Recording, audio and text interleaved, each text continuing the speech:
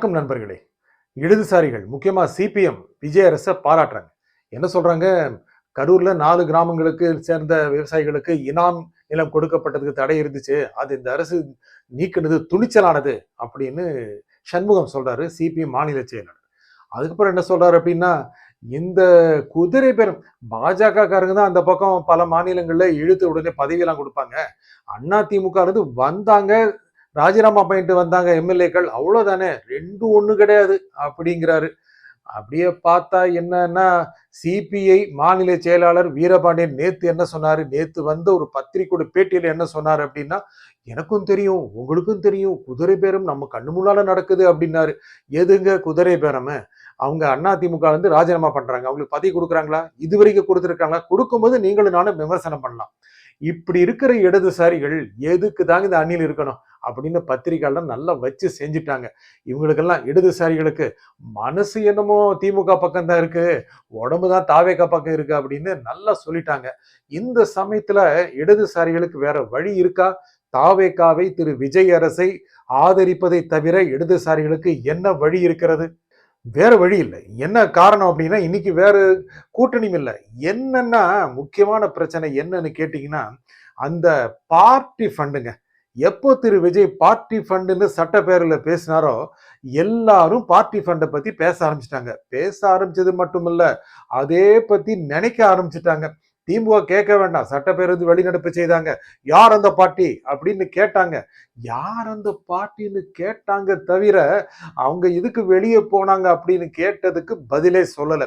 பல பேட்டிகள்ல திமுக கிட்ட இருந்து வர்ற, திமுக சார்பாக வர்ற பல பிரதிநிதிகள் அவங்களுடைய ரெப்ரஸன்டேட்டிவ் என்ன சொல்றாங்கன்னா, பார்ட்டி ஃபண்ட் கொடுக்கறதுக்கு தப்புங்க, வாங்குறது டபுள் தப்பு, நாங்க வாங்கிட்டோமா என்ன, அப்படியே வச்சுக்கங்க, அப்போன்னா என்ன பார்ட்டி ஃபண்ட் கவர்மெண்ட் வாங்க போகுதா அப்படின்னு சொல்லி அவங்களே சொல்லிக்கிறாங்க. இதற்கு முன்னால் கடந்த ஆட்சிகளில் அதிமுக இருக்கும்போது திரு ஸ்டாலின் என்ன சொன்னாரு?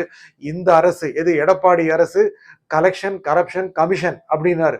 அதையே எடப்பாடி திருப்பி சொன்னாரு. எது, யார? திரு ஸ்டாலின் தலைமையிலான திமுக அரசு. ஆனா அவங்க எந்த சமயத்திலையும் நாங்க அப்படி எல்லாம் இல்லை, நாங்களா அப்படி எங்களா சொல்லுவீங்க அப்படின்னு அவங்கள சொல்லிக்கவே இல்லை. ஆனா இப்போதாங்க திமுக அதிமுக சொல்ற நிலைமைக்கு திரு விஜய் மாத்திட்டாரு. இது எதுக்கு பார்ட்டி ஃபண்ட் பத்தி சொல்ல ஆரம்பிச்சேன்னா, பார்ட்டி ஃபண்ட் இனி திமுக போன்ற கட்சிகளுக்கு வராதோ அப்படின்னு முன்னாள் கூட்டணி கட்சிகளுக்கு ரொம்ப கவலையா இருக்குங்க. என்ன விஷயம்னா, பார்ட்டி ஃபண்ட் அப்படி போனாதான் இப்படி வரும் இல்லையா? திமுக என்ன பண்ணுச்சு? சிபிஎம்கெல்லாம் இந்த தேர்தல் சமயத்துல தேர்தல் நிதி லம்பா கொடுத்துச்சுல்ல. இப்போ தாவேகாணியில போய் சேர்ந்தா அது கிடைக்குமா? நோ, டப்பு தேராது. என்ன விஷயம் அப்படின்னா, பார்ட்டி ஃபண்டு கிடையாது, தேர்தல் செலவுக்கு பணம் கொடுக்காம தான் தேர்தல் செலவோட பார்த்துக்கணும் அப்படின்னு தாவேகா கடந்த தேர்தலில் நின்று ஜெயிச்சு காமிச்சாங்க. இப்போ மக்களவை தேர்தல் வந்தா மட்டும் ABCDEFGHங்கிற கூட்டணி கட்சிகளுக்கு அப்படி அள்ளி கொடுப்பாங்களா? மாட்டாங்கல்ல. அள்ளியும் கொடுக்க மாட்டாங்க, கிள்ளியும் கொடுக்க மாட்டாங்க. அதுதான் இந்த கட்சிகளுக்கெல்லாம் ரொம்ப வருத்தம் போல இருக்கு. அப்பொன்னா வராதா அப்படின்னு நினைக்கிறாங்க. சிபிஐ காரங்க என்ன பண்ணாங்க? உங்களுக்கு சொன்னேன், இப்போ சிபிஐ மாநில செயலாளர் வீரபாண்டியன் குதிரை பேரம் பத்தி எல்லாம் பேச ஆரம்பிச்சாரு அப்படின்னு. குதிரை பேரம் நடக்குதா? இல்ல. அப்படி சொல்றவங்க எதுக்கு ஆதரவு கொடுக்கணும்? இந்த நிலைமையில தான் அதே கட்சியை சேர்ந்த முத்தரசன், முன்னாள் மாநில செயலாளர், ஒரு 2 வாரம் முன்னால திமுக சார்பாக நடந்த ஒரு திருமண நிகழ்ச்சியை கலந்துகிட்டு என்ன பேசினாரு? அது இக்கரைக்கு அக்கறை பச்சைன்னு நினைக்கிறாங்க அப்படின்னு அவங்க கட்சிகளை போட்டு கொடுத்துட்டாரு. இவர் என்ன திமுக ஏஜென்டா அப்படின்னு நினைக்க தோணுச்சு. அப்புறம் MP சுப்பராயன் அவர் என்ன பண்ணாரு? கரூருடைய நெரிசல் சம்பவத்துல இறந்து போனவர்களின் குடும்பத்தினருக்கு அரசு வேலை கொடுக்கும் போது என்ன சொன்னார் அப்படின்னா, அதிகார துஷ்பிரயோகம். அவரு இடதுசாரியா, சிபிஐ காரரா, திமுக காரரா நினைக்க வச்சிருச்சு. ரொம்ப திமுக காரங்க மாதிரியே நடந்துக்கிறாங்க இடதுசாரிகளில் நிறைய பேர். ஆனா இப்ப அவங்களுக்கு ஒரு வழி இல்லை. நேரா என்ன பண்ணாரு? சிபிஎம் காரரு, சிபிஎம் மாநில செயலாளர் சண்முகம் திரு விஜயை பார்த்தாரு. முதலமைச்சர் விஜயை பார்த்துட்டு இந்த ஒரு பாராட்ட சொன்னார். அதுக்கப்புறம் இந்த குதிரை பேர்லாம் கிடையாதுங்க அப்படின்ட்டாரு. அப்போனா நிறைய கட்சிகளுக்கு திரு விஜயை விட்டால் வழி கிடையாதுங்கிற நிலைமைக்கு வந்துட்டாங்க. இது இதுல நிறைய கட்சிக்கு உடன்பாடு உண்டுங்க. என்னன்னா அந்த நிலைமை உண்டு. விடுதலை சிறுத்தையில எடுத்துக்கங்க. என்ன பண்ணுவாங்க? அவங்களுக்கு நிச்சயமாக விஜய் தேவை. விஜய்க்கும் அவங்க தேவை. இல்லைன்னு சொல்ல முடியாது. பெரும்பாலான பட்டியலின சமூகத்தைச் சேர்ந்தவர்கள், முக்கியமாக இந்த வட மாவட்டங்களில் இருக்கின்ற பட்டியலினத்தை சேர்ந்தவர்கள், தென் மாவட்டங்களை சேர்ந்தவர்கள் தான் திரு விஜய் பக்கம் போயிட்டாங்க. இனி கட்சி நடத்துறது இந்த சமூகத்தை சேர்ந்தவர்களை முதன்மையாக கொண்டு செயல்படுகின்ற கட்சிகளுக்கும் கட்சி தலைவர்களுக்கும் கொஞ்சம் இல்லை, அதிகம் நெருக்கடி தான். அது திருமாவளவன் அவர்களுக்கும் உண்டு. அதனால தான் நேற்று ஒரு பேச்சு, இன்றொரு பேச்சு, நாளை ஒரு பேச்சு. நாளை என்ன பேசுவாருன்னு உங்களுக்கும் தெரியாது, எனக்கும் தெரியாது. இப்படிப்பட்ட அலைக்கழிப்புல இருக்காரு. இந்த சமயத்துல தான் இடதுசாரிகளும் இந்த நிலைமையில இருக்கும்போதுதான் என்ன பண்றதுங்கிற ஒரு சிந்தனைக்கு வந்துட்டாங்க போல இருக்கு. சரி இருந்தரலாம் இதே அணியில அப்படின்னு நினைக்கிறாங்க. வெற்றியாவது நிச்சயம். திமுகவுக்கு போன சாத்தியமா ரொம்ப சந்தேகம். ஏன்னா இன்னைக்கு இருக்கிற நிலைமையில திமுக அப்படி எல்லாம் ரொம்ப சாதாரணமா எழுந்து வந்து வெற்றி பெறக்கூடிய நிலைமை இன்னைக்கு நோ. அதனால இடதுசாரிகளுக்கு கொஞ்சம் இழக்கம் ஏற்பட்டு விட்டது. இழகிய வந்து விட்டார்கள். வாயு தவறி நாங்கள் ஆட்சியில் பங்கு பெற்றாலும் பெறுவோம் சொல்லிட்டு அப்படியே ஜகா கூட வாங்கிடுறாங்க, திரும்ப வந்துடுறாங்க.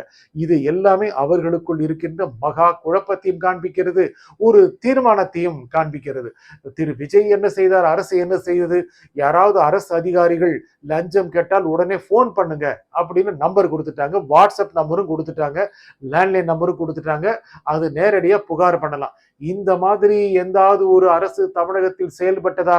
இந்த மாதிரி அரசு அதிகாரிகள், அரசு ஊழியர்கள் லஞ்சம் வாங்கினா சொல்லுங்க அப்படின்னு யாராவது சொல்லியிருக்காங்களா? இல்ல. அப்படின்னா அப்படியே லஞ்சம் இன்றோடு முழுக்க முழுக்க நின்று விட்டது அப்படியே டிக்ளேர் பண்ண முடியுமா? முடியுமாங்க? எத்தனை வருஷ பழக்கம்ங்க. தொட்டில் பழக்கமா இது. ஆங்கிலேயர் காலத்திலிருந்து, காங்கிரஸ் காலத்திலிருந்து ரொம்ப ஆழமா திராவிட கட்சிகளின் காலத்தில் ஊறி ஊன்றி அப்படி வேரோடு போன அம்சத்தை எப்படிங்க பிடுங்கி எறிய முடியும்? ஒரு செடி எப்படிங்கன்னா இன்னொரு செடி வளர்ந்துறாதா? இங்க தோண்டணும்னா இன்னொரு பக்கம் வளர்ந்துறாதா? அப்படிங்கிற நிலைமை தான் இருக்கு. இருந்தாலும் இட்ஸ் எ குட் இனிஷியேட்டிவ். நல்ல ஒரு முயற்சிங்க. மக்களுக்கு ஒரு நிம்மதியை கொடுக்குது. அரசு அலுவலகங்களோடு தான் எல்லோருக்கும் உறவு இருக்கிறது. டெய்லி ஏதாவது ஒரு அரசு அலுவலகத்துக்கு டெய்லி இல்லாட்டி மாசத்துக்கு ஒரு தடவை, 6 மாசத்துக்கு ஒரு தடவை போக வேண்டிய நிலைமை இருக்கு. அப்போ இந்த லஞ்ச விவகாரம்லாம் இருந்ததுன்னா மக்களுக்கு ரொம்ப பிரச்சனையா இருக்கு. அதெல்லாம் இருக்காதுங்கிற நிலைமை வரும்போது தான் மக்கள் மகிழ்ச்சி அடைவாங்க. ஏங்க திமுக காரங்க நிறைய பேர் நம்மகிட்ட தனிப்பட்ட முறையில் சொல்றாங்க, ப்ரோக்ராம்ல டிபேட்ல எல்லாம் அள்ளி வீசினா கூட தனிப்பட்ட முறையில இந்த லஞ்சம் எல்லாம் இல்லாம போனது மக்கள் மகிழ்ச்சியா தான் இருக்காங்க அப்படின்னு நிறைய பேர் தனிப்பட்ட முறையில் சொல்றாங்க. நான் இது பதிவு பண்றேன். திமுக காரங்க மட்டும் இல்ல, அதிமுக காரங்களும் நடுநிலையாளர்களா இருக்கின்ற கட்சிக்காரங்க சொல்றாங்க. இப்படி மாறி வருகின்ற சமூகத்தில், இப்படி மாறி வருகின்ற ஒரு அரசியல் நிலைமையில் இடதுசாரிகளாக இருந்தாலும் சரி, விடுதலை சிறுத்தை இருந்தாலும் சரி, இப்பொழுது திரு விஜயை, முதலமைச்சர் விஜயை, தாவேக்காவை ஆதரிக்கக்கூடிய நிலைமைக்கு வந்துட்டாங்க. இதிலிருந்து அவர்கள் பாசிட்டிவா கொண்டு போலாம். ஊழல் இருந்தால் சுட்டி காட்டலாம், ஊழல் இருக்கக்கூடாது என்று டிமாண்ட் செய்யலாம். நீங்களும் செய்யலாம், நானும் செய்யலாம். ஏனென்றால் இந்த மக்கள், நம்முடைய தமிழகத்தினுடைய பெரும்பான்மை மக்கள் ஓட்டளித்து வாக்களித்து ஆட்சியில் அமர்த்தி இருக்கிறார்கள்.